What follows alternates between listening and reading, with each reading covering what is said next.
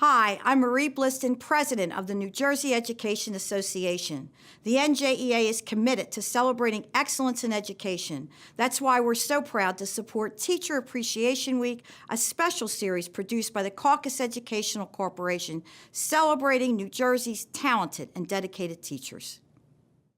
Funding for this edition of One-on-One with Steve Adubato has been provided by the New Jersey Education Association, the Turl Fund, supporting Right from the Start NJ, the Robert Wood Johnson Foundation, the Port Authority of New York and New Jersey, the Healthcare Foundation of New Jersey, founded by the Jewish community, GUARINI Institute for Government and Leadership at St. Peter's University, and by Suez, water solutions to meet tomorrow's environmental challenges. Promotional support provided by Insider NJ and by NJ.com. Small news, big news, true Jersey. This is One-on-One. I'm an equal American just like you are. The jobs of tomorrow are not the jobs of yesterday. Look at this. You got this? Here it is, man. Look at that. Life without dance is boring. I don't care how good you are or how good you think you are, there is always something to learn. Do you enjoy talking politics? No. People call me because they feel nobody's paying attention. Our culture, I don't think, has ever been tested the way it's being tested right now. Such a good question. High five.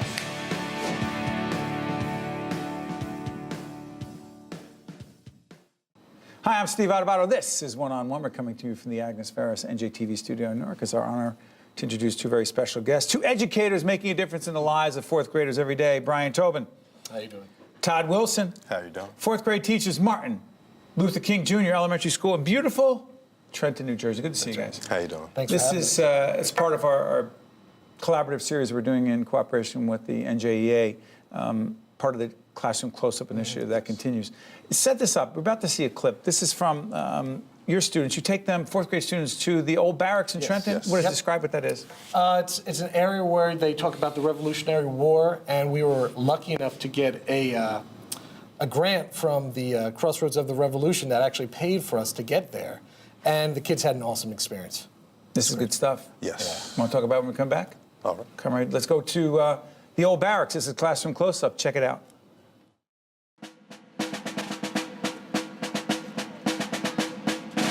I need two equal length lines coming off of their shoulders, shoulder to shoulder towards the barracks. It means something to them. They have some sort of ownership over the whole experience because they're putting themselves into it. Here in Trenton. Right about face. These fourth graders from Martin Luther King Jr. Middle School are experiencing firsthand what it was like to be a soldier during the American Revolution. We are working with the Crossroads of the Revolution, and we had an opportunity to come here and see what's going on in Trenton. Crossroads is one of 49 national heritage areas in the country. We're the nonprofit that's set up to manage all of the Revolutionary War sites in the state of New Jersey. There are students from all over the state that come to the Old Barracks, but generally they don't come from the Trenton schools. And so we wanted to change that. So what Washington decided to do was that in the middle of the night, we would take our army and side-skirt Trenton altogether. It's history from where they are from. They are from Trenton, New Jersey. This is Trenton. And it's an experience that, even though it is, for some, within walking distance for them, this is somewhere some kids have never even seen, never heard of, and some don't know that these battles and the whole war happened here, that it's real for them. It has a connection that they can make. Now, we don't often happily take kindly to strangers appearing upon a parade ground, especially when we don't know what their intentions might be. The students were involved in the Meet the Past program, which involves them being recruited into the ranks of the Army. And repeat after me. I solemnly swear to serve for 3 years as a faithful soldier to these United Colonies and to the Continental Congress. That's it. You're in. We're going to go back, we're going to actually look through the videos, and we're going to learn some basic editing, which is really amazing for fourth graders to be able to do that. Yes. So they're going to compile this information, then they're going to try to use it while they talk about their projects. I love the idea that technology is being merged with the history from the Old Barracks. You have this 18th century history that's being brought to life by the newest technology that we have. I love that those things are going to blend to help us learn more about the past. We're excited that we're able to give these tools to the students in Trenton, let them make their own videos, and let them also experience the revolution right here in their own backyard. Thanks so much to the corporals for doing an excellent job. Enjoy the rest of your day, guys. It's simply extraordinary. And when I'm thinking about, Todd, as you know these kids, both of you know these kids, would they have a chance to see, hear, learn about Revolutionary War in the Old Barracks if it were not for this program? No, and even though it is something that is right around the corner, right down the street, or right in their own backyards, it's not a place that is readily announced to them, or it's not somewhere that would come to the forefront of their mind when they think of, hey, I'm going to go outside, what am I going to go see? They're not saying I'm going to the Old Barracks. Right. This is something where it's new to them, but when they got to experience it and when they saw what it was and that it was so close, it has an excitement and they now have a connection to something that they will be able to take with them forever. Yeah. Brian, what does it do for them in terms of the possibilities they see for themselves? Oh, it's endless because like they're going to be they videotaped just the beginning of this. Now they're going to do editing. This is something that is the 21st century for them. We have the ability with Chromebooks that we can do more research, and they're actually going to do a video vlog at the end of the year, and we're going to have like a movie presentation in May. You know, I'm curious about this. We've done a lot of these segments over the years, and every time we meet public school teachers, educators who are making a difference every day, particularly in, I shouldn't say particularly in urban areas, but there are certain challenges you face. How gratifying is it for you, for both of you, but how gratifying is it to see these kids, their eyes open up, be totally, my favorite word, engaged when this is happening?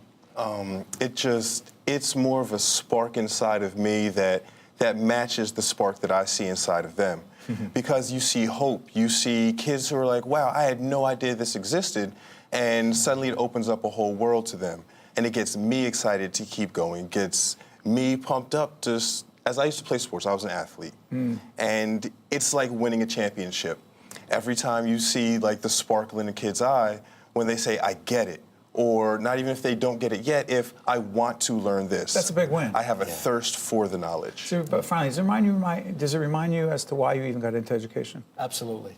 And, you know, there's so many things going on today with education, and when you see these children wanting to learn, reaching out, coming to me and Todd and saying, I just found this information about smallpox. Like, it makes me want to, it tells us why we're educators. Yes. Well, this is the reason why we became into this profession, because of the kids. And it just makes us do it even better. Brian and Todd, we appreciate everything that you're doing, particularly with your colleagues, the NJEA Classroom Close-Up series. You saw the website throughout this program, so check it out. Keep doing what you're doing. Best to your kids. Thank you. Thank you very much. I'm Steve Adubato. This is One-on-One. We'll be right back right after this. To watch more One-on-One with Steve Adubato, find us online and follow us on social media. We're joined by Dr. Stephen Brunnquell, who is president of Englewood Health Physician Network. Good to see you, doctor. Nice to meet you. This is a physician network, right? $100 million physician network, right? We're over $100 million in revenue right now. We're just over 400 providers now. What is a physician network? So we've taken practices, mostly they were practices prior to joining our network. They were private practices. We've brought them under one umbrella so that we can coordinate care better. We provide a lot of the infrastructure for practices because it's getting harder and harder to run a private practice. Doctors don't want to run an office. They want to treat patients. They want to see patients. They want to treat patients and make them better. So now we can share information. How? We have a single electronic medical record. We have all of us are now on the same electronic medical record platform. So you come to see me and you say you have some chest pain when you're on the treadmill. Right. And I say, okay, well, let's do this and let's get you to a cardiologist because I'm nervous about the possibility of heart disease. So I can not only transmit that record to another doctor. I can make the appointment for you. I can send a message to him saying, hey, listen, I saw Steve Adubato this morning and I'm concerned about heart disease. Let me know what you think. What happens you'll come back to that, doctor, but what happens in other situations when there isn't this collaboration and there's more of a siloed, fragmented approach to the way physician, well, I don't know who that physician is. He or she dealt with you. That's just what I'm doing. And you see, as a patient, you're like, who's talking to whom here? That's the way I started. I mean, 25 years ago when I started my practice all by myself and I pretended to be Marcus Welby, I thought I took pretty good care of patients, but when you came to me with that same chest pain, I gave you a telephone number and said, go call this doctor and he'll take care of you. Now that doctor sees all of what I wrote. He sees your labs, he sees my notes, he sees your medical history, your allergies, your family history. It's all there. What could it do for me? Not me. When I say me, I mean all of you too. What does it do for the patient? So, in terms of care. So we don't repeat tests. We coordinate better. We don't make nearly as many mistakes as we did in the past. The outcomes are better. I can make the care better because there's a synergy between us and the specialists now. The primary care doctors actually, I think, are in an enhanced role now too. I think we're in a better position to coordinate care than we were when I first started out. You know, our sister program that'll soon be seen on the air called Think Tank is going to be doing a program on the future of healthcare. And one of the subjects that we're going to be bringing up on Think Tank is a question of the role of patients in their own care. There is a process whereby patients can access this information. What's it, Jackie, called? What's it called? My chart? What is My Chart? So My Chart, we use the Epic electronic medical record system, and that's their patient access, their patient portal. So you can access My Chart, which is very easy to sign up for. You can make an appointment with me. You can check your labs. I can, if I did a test with you in the office or I sent some blood on you in the office, I can send you the results with a message that goes along with it. So it's not me, sorry for interrupting, is it not me? I'm not interpreting clinical language. No. I don't understand. I'm sorry, I interrupted you. Not at all. No, but you can ask me a question through My Chart. I can answer you through My Chart. Right. There's a lot more connectivity. People have a lot of medical information. People come to me with what they're worried about. Do we want to be more involved in our own care, doctor, from your perspective? I think so. I think people like a little bit of information. They like the control. What a lot of the internet doesn't provide. It provides a lot of information, but it doesn't help you interpret it and make sense of it for that particular clinical situation. And we could also look, I've looked on the internet and I was like, oh my God, I have what? And my doctor will say, stop looking on the internet. You don't. That's not about you. The internet gives you all the possibilities. Yes. What I was trained to do was to make sense out of what you told me, make sense out of your physical exam, make sense out of the labs, and then come up with a cogent diagnosis. Yes, there's some bizarre diseases that are always a possibility, but they're not likely. You know, people come, frankly, they come scared now because they looked on the internet and they saw all those and you have to manage terrible that. diseases. By the way, Jackie, there's a new office you just opened up in Cliffside Park. What is that office and why does it matter to patients? So this, I think, is the office of the future. So we built a brand new office in Cliffside Park. It's 6,000 square feet. That's in northern New Jersey. If you don't know, you're watching us in a lot of different states. Go ahead. Yep. So it's primary care and specialty. So not only now can I interact with the specialist via the electronic medical record, he's in the same office with me. He or she. Right. He or she. I can walk right over and say, what do you think about this? Take a look at this. You know, the patient, it's good for the patient because not only is the communication there, it's a familiar office to them. They're familiar with the office staff. One of the things we can't lose, Steve, is the personal touch. We can't abandon neighborhoods. We can't build mega centers and expect people to come. People still like that personal touch. That's one of my challenges in my job right now is, yes, the technology is great, but you can't lose the personal touch. It's a combination of technology, personal touch, and also sharing of information. Absolutely. Dr. Brunnquell, I want to thank you so much for joining us. We appreciate it. My pleasure. We'll stay on top of this. Thank you. This is One-on-One. I'm Steve Adubato. We'll be right back after this. To watch more One-on-One with Steve Adubato, find us online and follow us on social media. This is Steve Adubato. We're at Morven Museum and Gardens. It's a historic night. A group of leaders from across the state, really from across the nation, have come together to talk about adverse childhood experiences. And one of our colleagues who joins us is our longtime friend, Linda Bowden, who's Regional President, PNC Bank. Good to see you. Good to see you, Steve. Thank you for doing this tonight. Oh, it's our pleasure. You know, we've been doing a series called Right from the Start NJ, which is underwritten in large part by the Terrell Fund and by Nicholson Foundation, and also PNC is one of our underwriters for a range of our programming. You and the bank have been involved in kids for a long time, the Grow Up Great initiative on the education side. But this initiative tonight, talking about adverse childhood experiences, the connection. Well, you mentioned Grow Up Great, and of course, as you know, Grow Up Great is PNC's way of ensuring that children get a head start, and it's for children 5 and under, and especially they're having access to education. And this is a terrific companion effort because, of course, with adverse experiences, education becomes secondary. Education becomes harder. It's more of a challenge. It's more difficult for children to focus. And so while we are still, of course, very vested in Grow Up Great, we're happy to be supportive of this effort as well. You know, this whole question of we're learning more and more as broadcasters, as journalists, about adverse childhood experiences. You know, and some of the national experts have been here talking about, they're talking about when parents get divorced and there's a lot of acrimony, a lot of negativity, violence in the house, there's substance abuse, a child is separated from his or her parent, a whole range of experiences. They have real long-term effects on these children.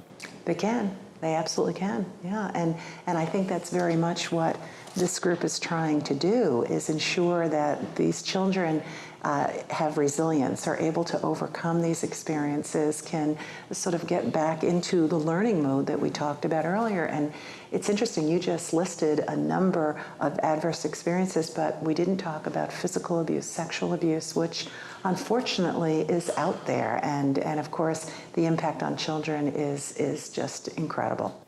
You know, Linda, you and I have had many conversations about quote-unquote corporate responsibility, you know?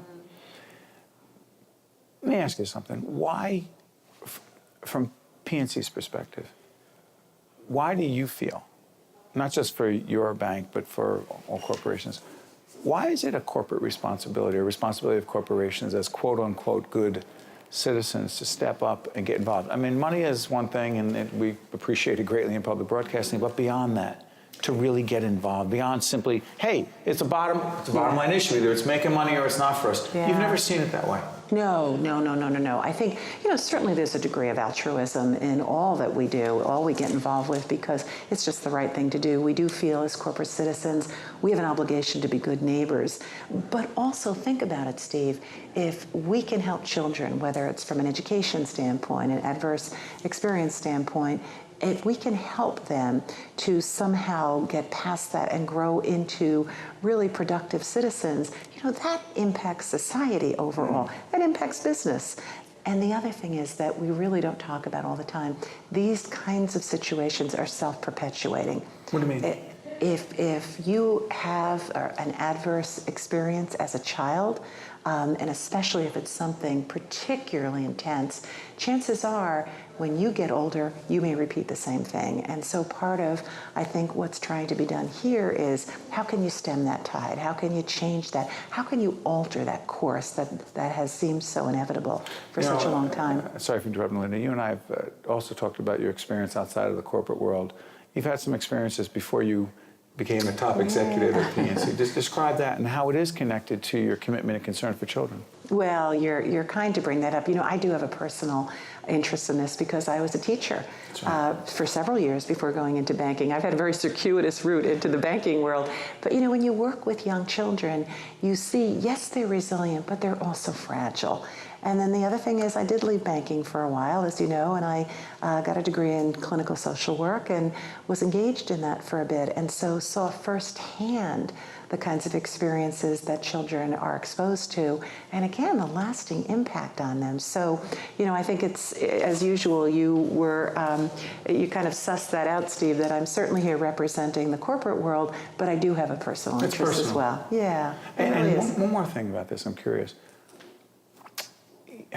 There are a significant number of people watching who will say a couple things. Number one, we don't talk about those things. Hopefully they're fewer and fewer. But the other part, if someone says, well, that's not my kid, that's not my child, I treat my child well, and so therefore, it's not really my issue, that's just not true. It is our issue, and that's not just from an altruistic point of view, it is a practical issue. Talk about that. Well, I think there are two things there. Number one, it's very easy to say, not my child, because that enables you to look the other way. But the reality is you can't control every aspect of your child's life day in and day out. You have 4 children. You know that that's the case. And there might be experiences that happen to that child outside the home that you are completely unaware of, number one. And number two, I think you're absolutely right in the point you make that it's everyone's responsibility. Again, as we said earlier, these children grow up, we'd like them to be productive and happy citizens, and that doesn't always happen if we can't change the course of really their experiences. It's in our self-interest as a nation. Absolutely. As a society. As a society, absolutely. As always, Linda, we appreciate you taking the time and being involved in another. By the way, you may have also seen, Linda, when we do a lot of work around aphasia and awareness around aphasia. You've been involved in that initiative and a whole range of others. The Raspberry folks on Making a Difference Awards, and just thank you for being a good corporate citizen, basically, more importantly, a good person. Thank you, Steve, and thank you for all you do, too. Appreciate it. To watch more One-on-One with Steve Adubato, find us online and follow us on social media. Steve Adubato here with Patricia Costante, who is the CEO, the chair of MDAdvantage, part of our series on the future of healthcare, with a particular focus on medical education, which is an area that you and your colleagues have focused on for more than a few years. Yes, we're very supportive of providing scholarships for students, both medical students and healthcare students, and we do that through our EJI Excellence in Medicine Awards. I think everyone knows that the cost of a medical education is staggering, and so anything we can do to help with that is what we want to be about. In fact, there are, to fully disclose, I've been co-host of that event with Patricia for more than a couple of years. There are scholarships every year that these students win. They have to compete for them. Those scholarships are a big part of dealing with the cost of medical education. They are. I think for any student that you talk to, they're looking for some combination of scholarship support and loan support in order to be able to complete their education. And I am always staggered to hear students talk about, I finished medical school, $250,000 in debt, $300,000 in debt. And when you think about that in terms of the fact that medicine is not necessarily as lucrative as it once was, that's a staggering amount of debt. But Patricia, stay on that. What potential impact, connect medical education to the decisions that future physicians make as to what they go into and what they don't. Could it potentially, that cost, $200,000, $250,000 plus, could it potentially affect the decisions that physicians make as to what fields they go into and which ones they don't and what people need? Right. It enormously affects their decisions, and one of the biases we have when we look at candidates for the scholarship is people who are interested in primary care medicine. We need internal medicine docs, family medicine docs, pediatricians, gerontologists, and what we hear students talk about when they look at their debt is dermatology, plastic surgery, specialties where they're less beholden to an insurance company. More lucrative? Much more lucrative because they can just do fee-for-service medicine and expect people to pay cash. But in Camden, Trenton, Newark, Jersey City, in urban areas and other places that are underserved that need quality primary care, you're not going to make a gazillion dollars. Add that debt on top of that? And it's staggering. And so one of the things we've done is not only look for physicians who are really committed to providing that kind of medicine, but also to provide scholarships for health professionals, for example, physician assistants, who are much more likely to be able to supplement the fact that we're missing physicians in those areas and provide care as well. Real quick, the physician assistant issue, why? Someone says, well, isn't it about medical education, about physicians of the future? Why physician assistants? Because physician assistants are very much the future of medicine. I think you'll see more and more paraprofessionals coming in to provide especially primary care, and they're able to do that with specialized training. They work in tandem with physicians on teams, and we believe that that's an important asset to provide to the state of New Jersey. So finally, given the fact that we're looking at this nationally as well in the future, in terms of the future of healthcare, you're saying that more and more it will be physician assistants and others that may not be the physician him or herself that would be providing direct clinical care to patients? That would be supplementing the care that's provided by physicians, absolutely. Clarify the supplement part. So when you go in for a primary care visit and you think that you have a sore throat, my bet is if you went into a MedExpress or any one of these urgent care centers, you're probably not seeing a physician. You're seeing a physician's assistant. You're seeing a nurse practitioner. You're seeing someone who's very much focused on providing that level of preventative care or basic care. And potentially a big part of the future of healthcare. Absolutely. One-on-One with Steve Adubato has been a production of the CAUCUS Educational Corporation, celebrating over 30 years of broadcast excellence. Funding for this edition of One-on-One with Steve Adubato has been provided by the New Jersey Education Association, the Turl Fund, supporting right from the start NJ, the Robert Wood Johnson Foundation, the Port Authority of New York and New Jersey, the Healthcare Foundation of New Jersey, GUARINI Institute for Government and Leadership at St. Peter's University, and by Suez, transportation provided by Airbrook Limousine, serving the metropolitan New York, New Jersey area. Every year, thousands of senior citizens are abused, neglected, or taken advantage of financially. Elder abuse can happen in many places, and seniors may not recognize they're being abused or may not feel comfortable coming forward. Raising the level of awareness of elder abuse is key to protecting our seniors, so understanding the warning signs of abuse is important.